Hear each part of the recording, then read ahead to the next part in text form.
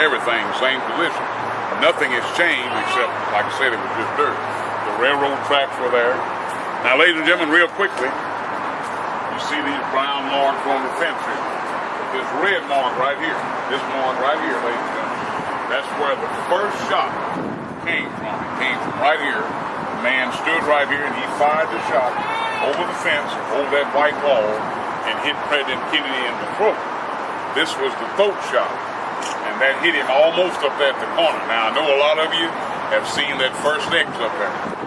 That first X, ladies and gentlemen, nothing happened where that X is, and I don't know why they keep putting it there. The first shots hit the president under those 3 signs that you see over the road. The first shot hit him right here, and the second shot hit him in the shoulder from the window. And then past that X, ladies and gentlemen, Governor Connolly was shot 2 times. But as we all know, the Warren Commission said that 1 bullet went through President Kennedy into Governor Connolly. And that did not happen. Governor Connolly attested to that the rest of his life. He told everybody, the Warren Commission, the FBI, the House Select Nations Committee. He said, no, sir. He said, no bullet went through John. And then to me, he said, I was hit by 2 different missiles. He used the word missile. And he was hit by 2 different bullets. But that did not happen. But anyway, ladies and gentlemen, where the big X is out there, I'm sure most of you have seen it. The big X out there in the middle of the street. That's where the 2 shots hit President Kennedy in the head. One hit him in the back of the head from the 6th floor window. Hit him right there. And then y'all move right over here, ladies and gentlemen. This is where the fatal headshot is. Right here. This is the one that's the important one. It came from right here, ladies and gentlemen. The man fired the shot to where that X is, right out there where you see those people standing in the street. And when this bullet hit the president, ladies and gentlemen, it hit him right here. Of course, the president's car was going this way. So when this bullet hit the president, it went into his head right here, the temple. And he went back into the left, and all of this right here, ladies and gentlemen, went back into the left. And I saw it. I saw that big piece of skull as it landed over there behind that lamppost. Everybody saw that. Ladies and gentlemen, Miss Kennedy climbed out on the front of the car and retrieved the big piece of brain. She caught that piece of brain in midair. Everybody saw her do that. That's what she was doing. And when they got into Parkland Hospital, which you can see Parkland from here, she gave that piece of brain to Dr. Jenkins. Now, ladies and gentlemen, the last thing I tell is this. And I show this to everybody that comes here. Ladies and gentlemen, this man in the picture with me, that's me and Officer B.W. Hargis. And Officer Hargis was a member of the Dallas Police Department for 45 years. On the day of the assassination, ladies and gentlemen, Officer Hargis was riding the motorcycle just to the left of the car on Miss Kennedy's side. When this man fired the shot, hit the president in the head, ladies and gentlemen, like I said, it blew out the back. And the blood and the brain debris, the little bits of brain and blood, went back and hit Officer Hargis right in his face. It just drenched him. And he talks about that today. Officer Hargis is still living. He comes down here and does tours all the time.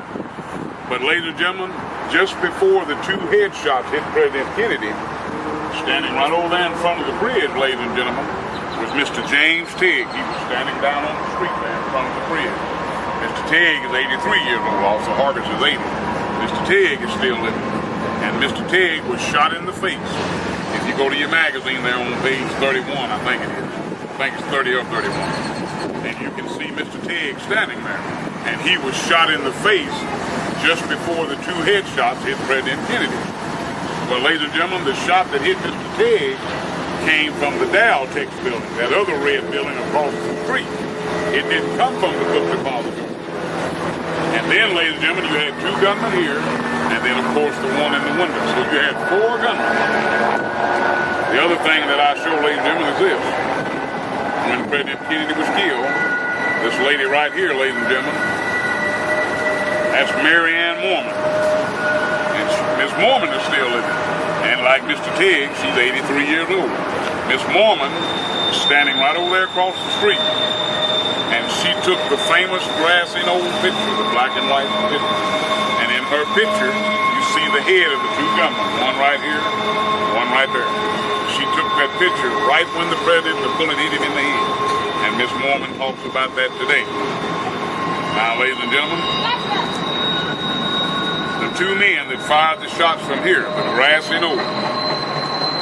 That's them right there. That's the two men. Right there. And this picture was taken, this photograph right here, ladies and gentlemen, was taken about 3 weeks before President Kennedy was killed. It was taken here in Dallas, Texas. This man, ladies and gentlemen, his name was Charles Harrelson. And if you go to page 37 there in your book, those of you who have books, you'll see his picture. He was one of the men known as the Three Tramps, or the Three Hobos. And he was arrested. As you can see right there, that's when they arrested him. He was arrested right over there on the railroad tracks. They took him off the train. And his name was Charles Hitman Harrelson, Charles Vaughn Harrelson. Now, a lot of you may not know who Charles Harrelson was, some of you may, but every one of you know his son, because that is definitely Woody Harrelson's father. Everybody knows that. That's been known for years and years.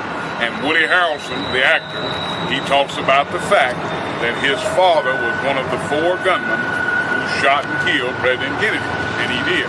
And he admitted it in 1966.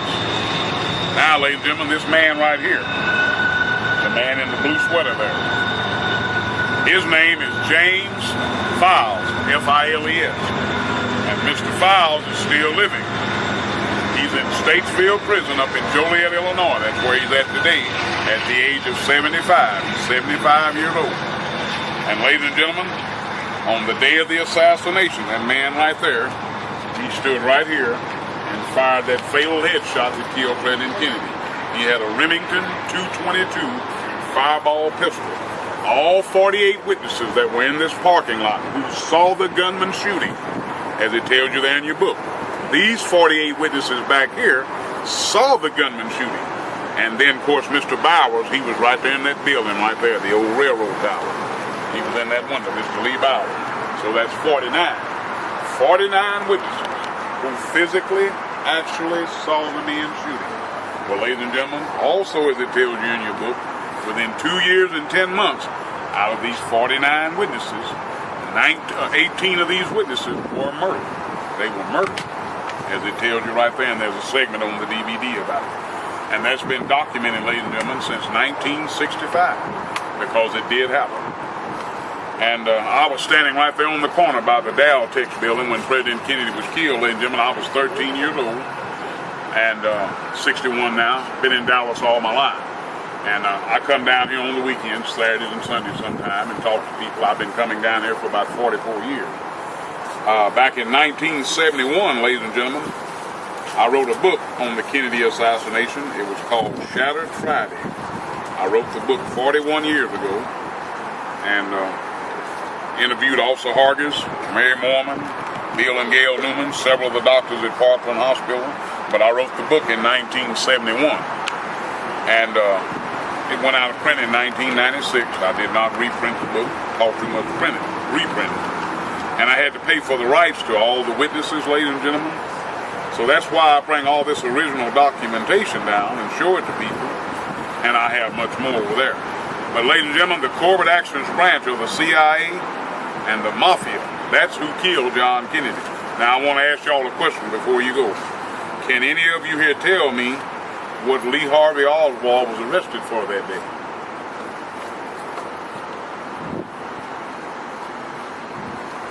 Anybody?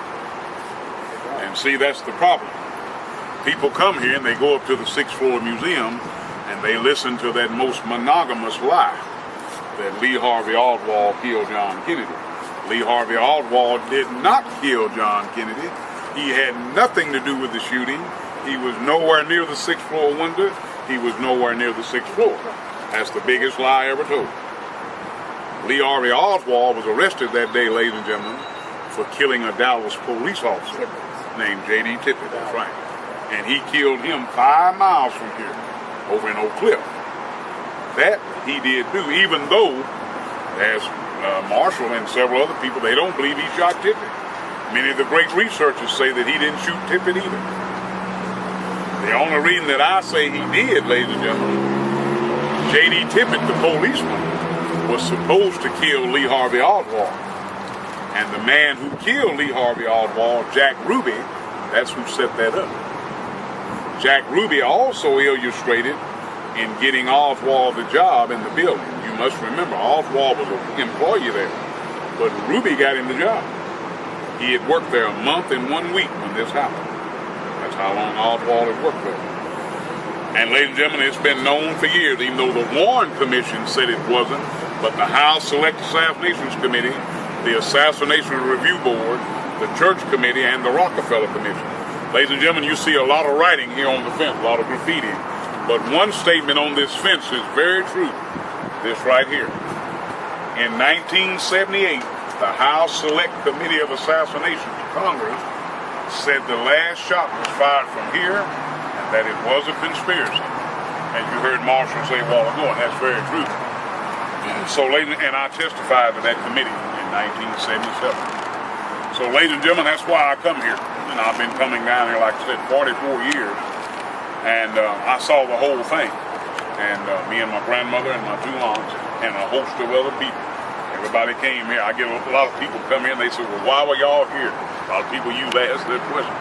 We came down to see the president, naturally. That's why everybody was here that day.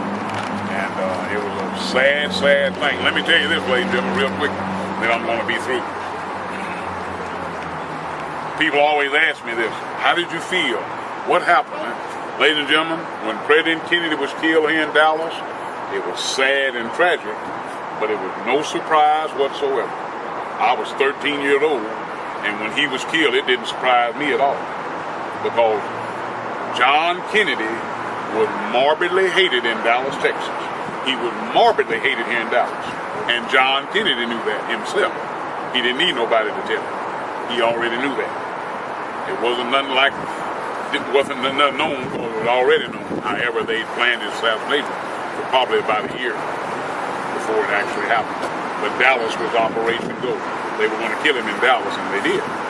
So that's the whole scenario of it, ladies and gentlemen. That's all I tell, what I saw and heard. Many witnesses, as you heard Marshall say, every witness that was here, there are 56 witnesses still living that were here that day, like myself. And all of them will tell you that the last shot came from here, and it did. We all saw it and heard. So, ladies and gentlemen, I accept small gratuities. People give me little tips. If you have one of the books, I will autograph my picture. Thank you, man. My picture is there in the book, and I charge $5 for the autograph if you'd like to do that.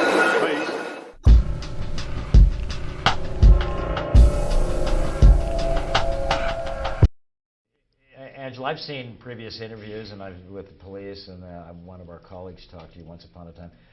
You're very upfront. Pretty much. About talking about this killing. Right. You murdered this man. Yes. You tortured him. Of course. There is no ambiguity, and there is nothing you want to... In court today, you said you're not here to pretend to be remorseful. Of course not. Why would I do that? Are you remorseful? Not at all. Why? Why would I be? Well, why did this man deserve to die? You claimed he was a snitch. Well, what proof do you have of that? He told me he was a snitch. He told you. On many occasions. But that really doesn't matter. Why did you guys want to kill me? Phoenix wanted to kill me. What's the difference? Everybody has a reason to kill. My reason might not be good to you, but your reason wasn't good to me. So. The incident, can you tell me anything about what happened during those 3 days while you were... What do you mean? No. I took him to my house, walked him down the street. I don't know why the media acts like the motherfucker couldn't walk. He walked very well. Walked him upstairs, kicked his ass, and killed him. And again, your belief is that he was a snitch because he right. told you. You claimed that other people had been killed in that same part. You had killed other people. Have you killed other people? No, I've never killed anyone else. So that was something to talk about. Right. How do you feel about spending the rest of your life in prison? You know, I got a lot of family in prison, and I'm okay with that. I'm okay with that. Yeah. I got many sisters in prison. I can't wait to see them. It's really not that much of a punishment to be sentenced to spend my life with my family. And you don't want to talk about your past, but your lawyer said that, you know what, in sentencing you, the judge should bear in mind that you had a really right. tough life. I started being hospitalized at 10 years old. I have a mental history from 10 years old until present. So, yeah. When you say mental history, I mean, do you care that anyone feels sorry for you? Do you want anybody? Feel sorry for me? Yeah. Should the people who are watching this say because she had a bad childhood, Of course not. because she had as mental illness? Of course not. No. That we should feel some sympathy for you? No. You would not have that. I want no sympathy. No. What then? Do you care what anybody thinks No. about Angela Simpson and what you have done? I don't. It's again your candor. I've interviewed people who have committed murders before, and usually they sort of prevaricate or they this or that. You're about as direct as it gets. Right. Why is that? It's only fair. I expect you to be the same way. Okay. Do you think that it was fair today? It was justice in that courtroom?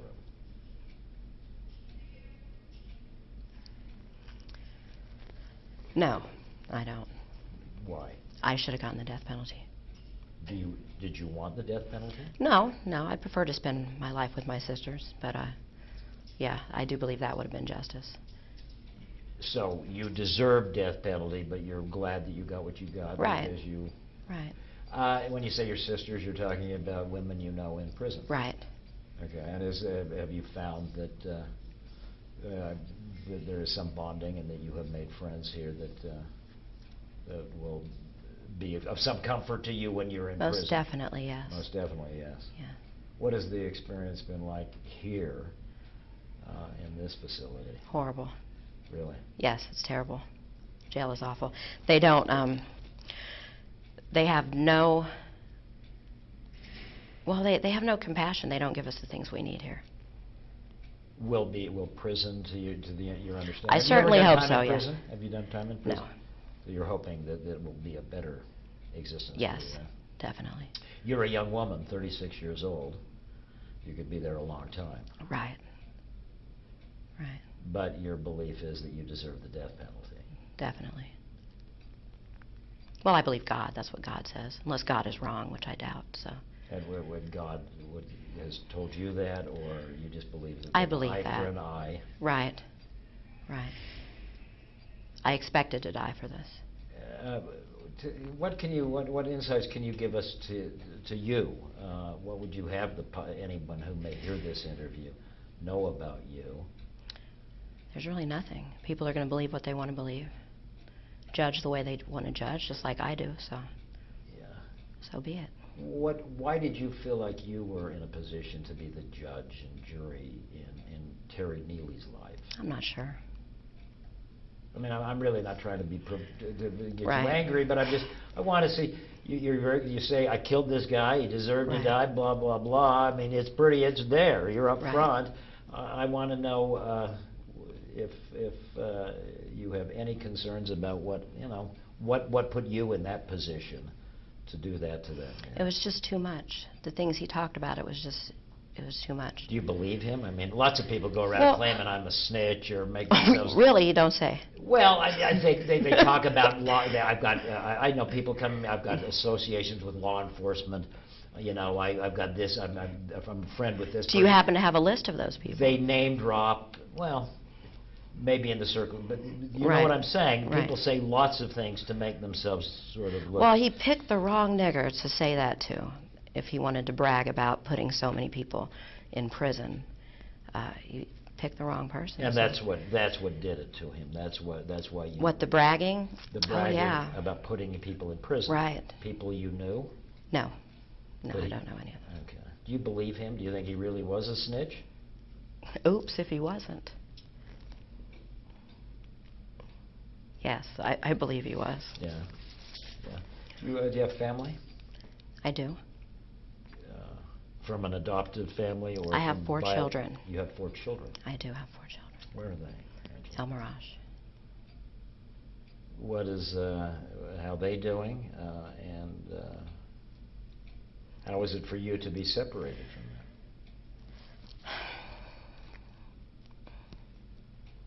I don't want to talk about my children. I can't do that. Yeah. Is there a message? Is there a bottom line or a lesson to be learned from the story of Angela Simpson? There's a bottom line to everything. But what is the bottom line to this story? Whatever people want it to be. If it doesn't What do matter you what want I it to say. be,